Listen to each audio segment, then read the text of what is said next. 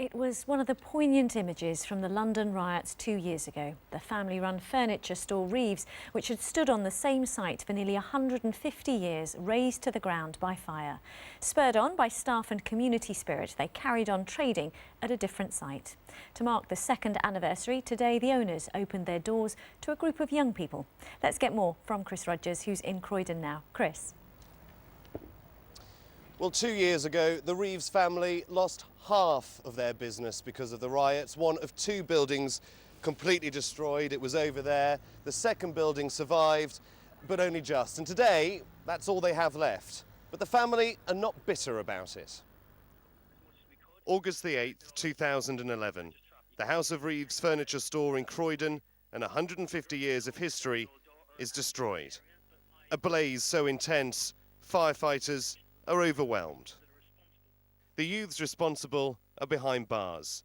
The insurance company has paid out. But it's not justice or money that has helped this family business survive. Before the riots, you wouldn't have given a fig for anybody in this area. Afterwards, the community were so incensed by what had happened to their community, their streets, and then their shop. And that gave a commonality to everybody. You know, they'd all been hurt. They'd had their shop taken away, which everybody saw, and it was in front of the world. It wasn't just a local event. This went everywhere around the world. And that commonality gives a real strength to people, and they wanted to see this place survive. And the best way you can help a trading organisation is to buy from it, and that's what people did.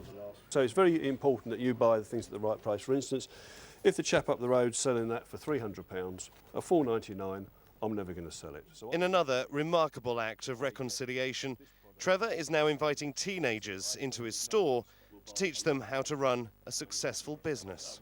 This group have signed up to the Challenge Network, part of the government's initiative to encourage teenagers to help their community. In the coming weeks, they'll have to devise, budget and run their own outreach projects. Yeah, I think the riots did give us teenagers quite a bad name and a reputation. And is that part of the draw for you to do something like this? Yeah. Giving back to your community, especially teenagers, it will show that maybe older generations that they're not all bad, that they're trying to give back like what some took.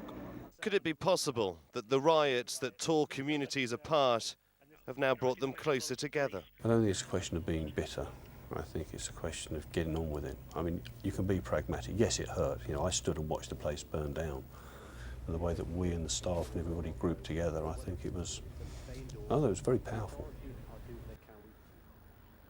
Well, the community project that Trevor Reeves is supporting will not end the complex social issues that sparked the London riots, but it is, as it appears, healing wounds. And they're doing something right. In its first year in 2009, under 200 teenagers signed up to the community project. This year, 14,000 stepped forward. Wow. Chris, thanks very much. Next.